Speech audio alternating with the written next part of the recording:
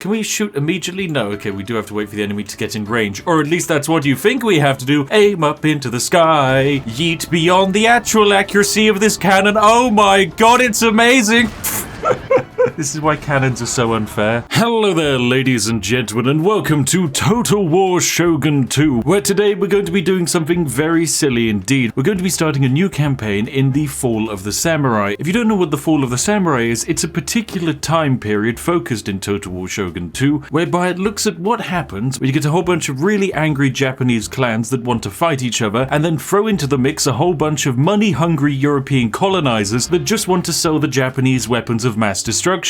What do you get when you combine all of those things? You get war crimes, ladies and gentlemen. And today we're going to be perpetuating some of those lovely war crimes. But in order to perpetuate war crimes at a maximum degree, we're naturally going to not just be doing a standard run of Fall of the Samurai, whereby we just use a whole bunch of muskets and rifles. No. We're going to be fielding armies comprised of pretty much entirely artillery, because artillery in this game is insane. But naturally, in the Fall of the Samurai campaign, we're going to actually be manipulating this even further by playing as the incredible Saga dynasty here. They start way over here on the east of Japan, but they get one very important bonus. Number one, they get +5 accuracy to all artillery pieces. This is incredible. They also get cheaper ships, which is another way of fielding artillery, and they also start with existing trade to Western powers. That's right, we start with the ability to export tea to the British, ladies and gentlemen. If there's one thing you need to know, if you want to make money or get your country invaded, then export tea to the British. So make sure you're sat back, relaxed with a nice warm cup of Yorkshire tea in hand. You've saluted the painting of the Queen that flies above your computer, and heck, if you're feeling especially fantastic, you can even like this video. Now, without further ado, ladies and gentlemen, let's dive into a brand new game as the Saga dynasty, where we'll be going up against the likes of Obama. That's right. In order to win this game, we have to somehow defeat Obama. I don't know how that's going to actually happen, but if we're going to do it, it's going to be with Gatling guns and explosives, ladies and gentlemen. So let's throw ourselves into a brand new game. So welcome, we start out in the lovely province of Nagasaki over here, which is a lovely starting spot for some very important reasons. Number one, we get access to a trading port, which instantly increases our kind of wealth, and it means we get to recruit foreign veterans nice and early on. And what do foreign veterans do? Well, we can embed them into our armies, and guess what? They make them amazing. So at the start of the game, we're in a pretty unique situation, because most of the people around us are using gunpowder, but not much gunpowder. They're using these kind of matchlock samurai, which, let's be honest, are probably the worst unit in the game. Meanwhile, we get to start with Parrot Guns, which are probably the second best unit in the game. These are highly accurate artillery pieces that can shoot from insane range and do incredible quantities of damage. Pretty much no one else gets to start out with these bad boys, so yep, they're pretty nice. Now, here's what we're going to do. We're going to train up a whole bunch of Yarikachi and get them to load up into our army, and then we're going to sail our army off up to the north over here and start invading these islands. So we start a war with some evil men on this island over here, and so what we're naturally going to do is load up all of our armies onto a boat as soon as we improve them, sail on over to this island and conquer it. But ultimately, I think that's the end of turn one. Now, an important thing to remember is that all of our lovely units are more powerful than foreign equivalents. Our Parrot Guns have 5% extra accuracy, but that skill in itself can be improved by just improving the general, for example. If we level up his precision ability, then we get an additional +5 accuracy to all units. But the best thing is, these embedded veterans which we can also add to our armies can make them even stronger as well. Like, for example, the ability to increase the reloading skill of all of our artillery units. That just means that they reload and shoot faster. This is fantastic for cannons, but it also works for Gatling guns. The only issue is, at the start of the game,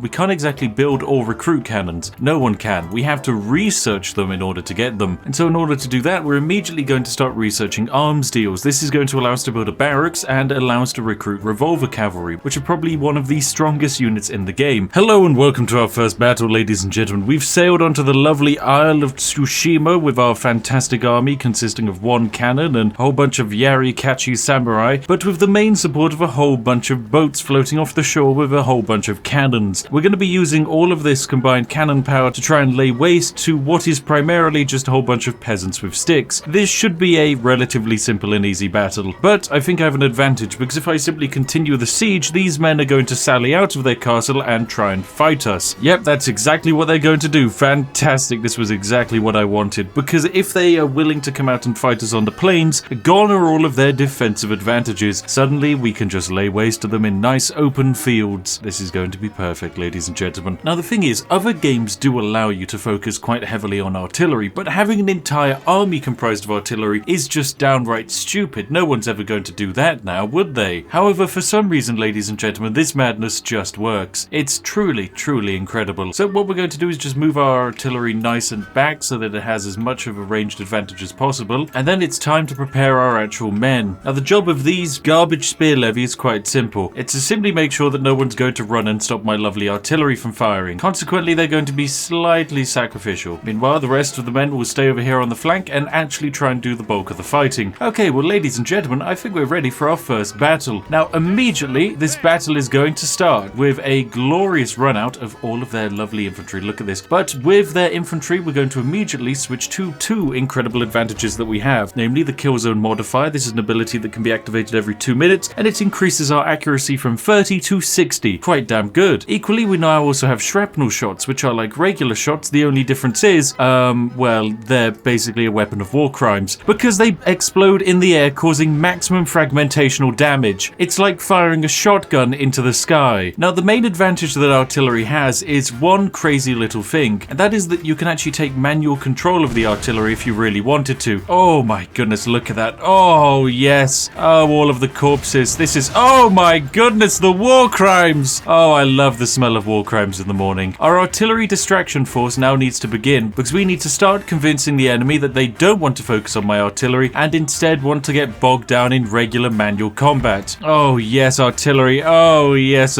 you're doing so good. Oh, it's so beautiful watching you strike. Oh, these poor little horses. Horses were designed to defeat cannonballs with their faces. It's so much fun. I just love artillery. It's great. Or maybe I can take manual control here. Right, manual control. Away! Oh, that's my own men. Okay, maybe a little bit higher and over here. Fire! Oh, that was also my own men. Okay, maybe I shouldn't be in control of the guns. But what I should be in control of is the Naval Artillery Bombardment. We get to use this twice per battle, but basically, because our boats are positioned just off of the coast over here, we get to call them in to do an artillery strike. What's that going to look like? Well, you're going to see it very shortly, because guess what? It's quite damn good. Oh, and in comes the Naval Bombardment. Here it comes, ladies and gentlemen. 30 glorious cannons shredding the peasant infantry with their sticks. Yes, it is hitting some of my own men, but that's a sacrifice I am more than willing to take. Good job, men. Oh, look at that. There goes just the entire enemy army, just returned into just this pool and sea of blood. Oh, lovely stuff. But that was a glorious, decisive victory, ladies and gentlemen. And that was with one cannon against an army technically of equal size. This is how powerful cannons really are. Truly, it was a glorious success. Oh, now General has increased in rank. That's fantastic. Because our General has increased in rank, we can actually improve him, and he has a retainer. Fantastic. Okay, we can give him a pocket watch so that he moves faster around the map, but most importantly, we're going to head down here to try and pick up +5 accuracy for all units under this man's control. So bam, we're going to get the aggressor trait. Lovely stuff. Oh, this man's going to become fantastic. Now, can we take this city? Yes, we can. Now, we could do it manually, but honestly, I think this is one even the auto-resolve can manage. There we go. Glorious, decisive victory. And oh my goodness, apparently, our Parrot Guns are now rank 4. Sorry, what? Gee, okay, right. We're going to peacefully occupy this province, but because they're rank 4, their accuracy is now up to 38. Okay, right. That's good, ladies and gentlemen. This is very good.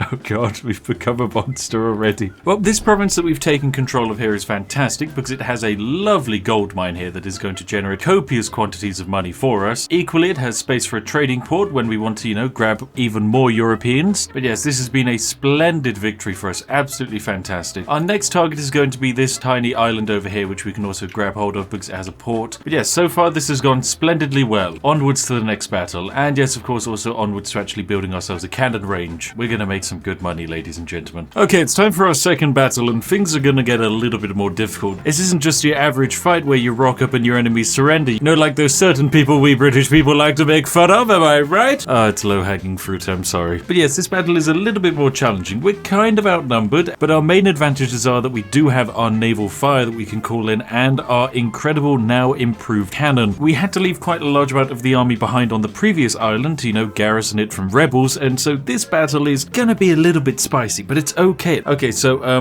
we can just line up our cannons here on this ridge. Meanwhile, we can just lay out our entire army down beneath them. And what this is going to allow us to do is we can fight in this kind of dip here whilst our artillery rains hellfire above us. Oh, this is splendid. Absolutely fantastic. Meanwhile, we'll have one squad of spears just defending them, just in case. Then everyone else can just line up down here and fight. I want my main general to probably stand way back here and inspire the artillery pieces. Meanwhile, our other general will assist with any anti-cavalry measures. Okay, without further ado, I think we're ready to go. Can we shoot immediately? No. Okay, we do have to wait for the enemy to get in range. Or at least that's what you think we have to do. Aim up into the sky. Yeet beyond the actual accuracy of this cannon. Oh my god, it's amazing!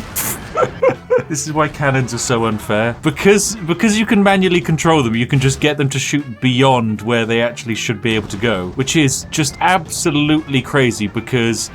yeah, you know, we can just do that. We can do that. Who cares about actual limitations? We can go above and beyond limitations. The sky's the limit when you manually control the cannonball. Oh, lovely. Yeet. Okay, now this is a shot. Yes! Oh, look at that. Oh, it's a war crime cannon. I love it. Okay, well, before they've actually come into range of our cannons, we've managed to successfully kill a decent quantity of them. Oh, this is fantastic. Right, and now as they start coming into range, we can start wondering about what to actually do with our lovely cannons. All right, here they come. They're starting to climb up the mountains. Lovely stuff. Now, the thing is, our cannon's base accuracy now is 38, which is really, really darn good. But we can, of course, press kill zone, and that doubles it to 68. And we can choose shrapnel shot as well, meaning we can maximize the damage we're doing here. So, artillery, fire away and cause some carnage. In comes our first few shots, and there goes like 30 people instantaneously. It's fantastic. Now, we're actually going to focus on the enemy general, because it would be good if we could get at least one of their generals dead. Nice and relatively fast. At the same time, I think we should probably call in our naval support early and just get it to bombard this particular area. Oh yes, this is fantastic. Okay, we missed almost entirely, but hey, we might kill one of the enemy generals for it. Oh yes, okay. Screw these horses in particular and no one else. Well, that wasn't too bad. One of the enemy generals is down to 18 units. All right, it looks like the enemies are going to line up in front of us, and yep, they're going to open fire. Well, that's fine. What are we going to do? We're just going to charge on into them. Go men, go! Okay, I do need to get my general out of the way, but otherwise this is fine. Charge, men, charge! Now, the thing is, the enemy infantry is generally just going to break because, you know, our infantry isn't under constant cannon bombardment and is nice and fresh, whereas theirs has been fighting for a very long time and isn't exactly infused by the amount of dead friends they've seen. So as soon as one of them breaks, generally speaking, they're all going to just give up. And that is, of course, if we just stop shooting our own men in the back, which is currently our favorite thing to do. Maybe I can just shoot, okay, my own men in the back. It may be a little bit higher, and go! Okay, that was a good shot. Good shot, yes! Oh, I love taking control of the artillery. But of course, we can do better than just take control of the artillery. We can also take control of the naval guns. All right, we've summoned in the naval cannons as well, which is fantastic. And most of the enemy levy infantry is now really starting to retreat. Okay, there we go, we've won. Fantastic. Well, we want to, generally speaking, run them down because we're going to have to finish off the survivors. So I'll send off my generals to go and finish them off. Meanwhile, it's mostly just about running my own men away from where I've just summoned in the actual naval bombardment. So just retreat. There we go. No, please don't get me some friendly fire. Please run. Run, Ben. Anyway, let's kill the enemy generals. Nice and easy peasy. We can let our cannon just farm more and more experience. Oh, I love cannons. They're just so much fun. They are so much fun. I mean, why actually fight your enemy in a fair one-on-one engagement when instead you can just yeet cannonballs at them from ridiculous range? Anyway, apparently that was a close victory. I don't know who was spectating that battle, but that was not close in the slightest. There we go. This is another lovely province now under our control. Yeah, how is this close? They killed 172 of us. We killed 870 of them. That's not close. Welcome, men, to an absolutely glorious siege battle, which apparently we had basically no chance of winning. However, as you can see, our cannons now have a reload skill of 75, which is, dear God, it's incredible.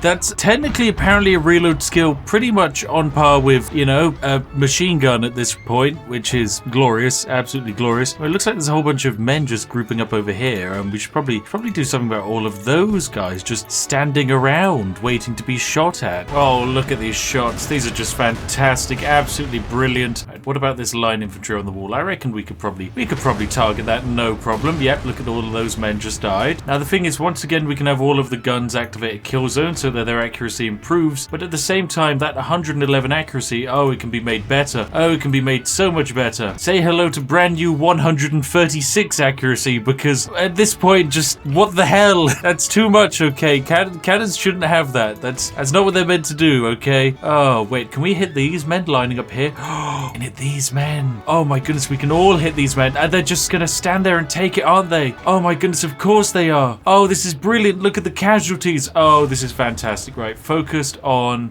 just general area. Actually, no, we can make this focused, right? I want a naval bombardment on this area as well. I want this entire squad of several hundred men to just evaporate instantaneously. Oh, it's gonna be glorious. All right, in come the naval bombardment. Here it comes. Oh, yes, oh, yes, oh, yes. Oh, look at them trying to run away. In comes the naval bombardment, my friends. Oh, dear, there is no escape from these war crimes. Oh, yes. Oh, dear, oh, dear, oh, dear. Oh, it's a massacre. But you know what? Let's get all of the guns to bear on this section of infantry here because they seem to be standing in the right location. Actually, we can even switch to shrapnel shot as well, just for maximum fun time. And general, whack on the increase of reload speed. That's right. I want increased reload speed as we shred up this line infantry standing on this poor wall. Oh, dear, oh, dear. Well, they're not too happy that they had to be standing here, but, you know, it's their job. They had to. In fact, it seems most of the enemy army is actually trying to, well, retreat, although they can't because they have to fight to the death. This is a siege battle. There is no backing down from this. Oh my goodness, all of those men went flying. All right, we've not got too many shots left, so we're going to be focusing them on this lovely section of infantry here with apparently 115 men. You know, it's just generic spear levy, not exactly anything exciting. But yep, I want to take them down. There we go, one nice shell, another nice shell, and there we go. They're pretty much dead at this point. Lovely stuff. Pretty sure that means we're now completely out of ammunition. And so with that, it's time for the United States military to advance. All right, there are just currently 4 soldiers holding this wall here. Just 4. That is all that is stopping us from just marching up here, throwing a little rope up and just waltzing straight into the final objective. They started, I think, with about 2,800 men, and I think they're down to about 300. This has not been a good defense for them because, well, I mean, we haven't actually even touched the castle yet, and yet 90% of their army has already been defeated. All right, I'll just speed up the game until my men advance nicely up to the castle. Okay, the actual defenders are now starting to fire down upon my my advancing samurai. Of course, the 4 men defending the castle, generally speaking, they're not going to be able to do too much. They killed 2 men. Don't think it's going to make an overall gigantic difference, however. Especially considering I'm pretty sure I can now just line up all of the infantry over here and get them to go. I would like this 1 man dead, please. So, men, line up your shots, and there we go. They are all dead. Lovely. Right now, line infantry, ascend the walls, please. We'll get spear levy to ascend this wall here as well, just to try and create as much of a distraction as possible. Oh, look at this. They're actually trying to defend the walls now. This is exciting. Of course, you know, they defend the walls right as we start shooting them. Well, we've started to take the wall.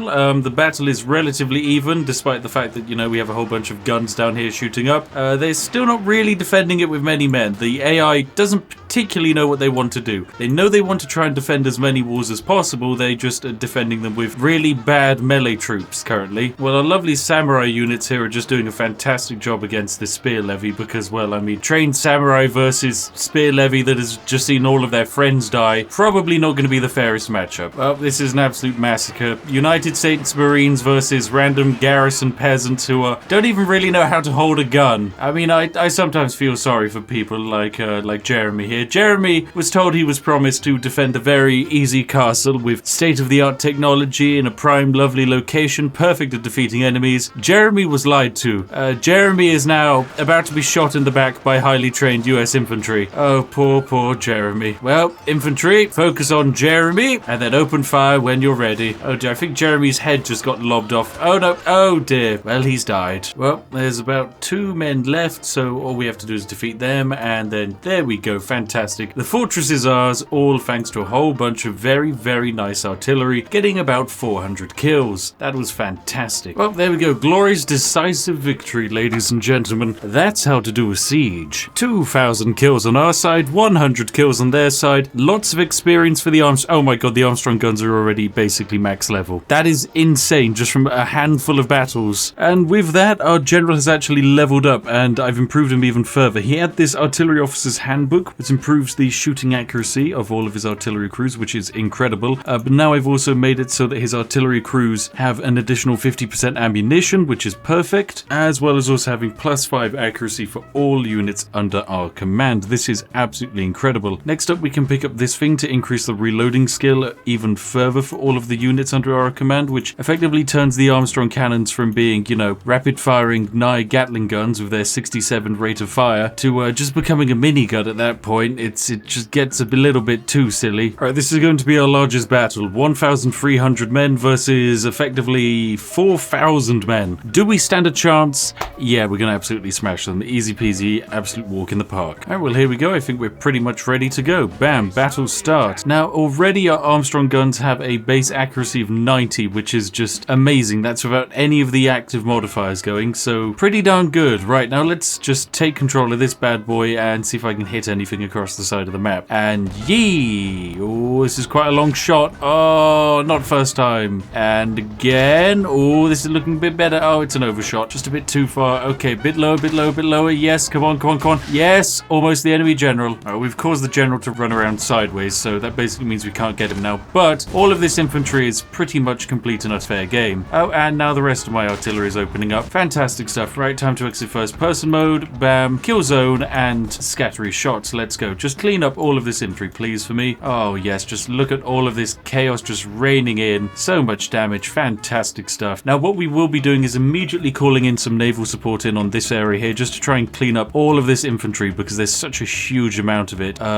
Here should do nicely. In comes the Naval Bombardment, ladies and gentlemen. Come on, I just need a couple of these shells to hit, and it will cause some magical damage. Here they come. Yes. Oh, yes. There's a few of them. Oh, this is good. This is good. A little bit too widespread on some of them, but, you know, that's a decent amount of damage done, and it's certainly going to shake up their lines a bit. Oh, there's another good one. Oh, there's some really good ones in this. Well, the first wave of the enemy has gotten to our front line, and the results are in, and the results are not good for the enemy. Good for us, though. Things are looking quite jazzy indeed. I'm going to see if I can kill this infantry blob over here, and oh my goodness, that was a good shot. Oh, but there's like 3 ranks of men over here. Oh, this is a perfect shot. This is so good. They're so bunched up. It's amazing. Oh, it's just perfect. It's like a dream come true. You suddenly cut in from random shots, and it's just men being absolutely yeeted around by artillery. Oh, look at these shots here. These are amazing. Oh, this is absolutely brilliant. Oh, this is just fantastic. Oh, all of this blob of men. Oh, it's absolutely perfect. You couldn't dream of better shots than that. Oh, and they just keep on coming in. Oh, yes. Oh, this poor enemy. Oh, Obama, what have you done, Obama? Please. This wasn't the way you were meant to fight me. Oh, dear, this is what happens, Obama. Please. Why didn't you listen to me?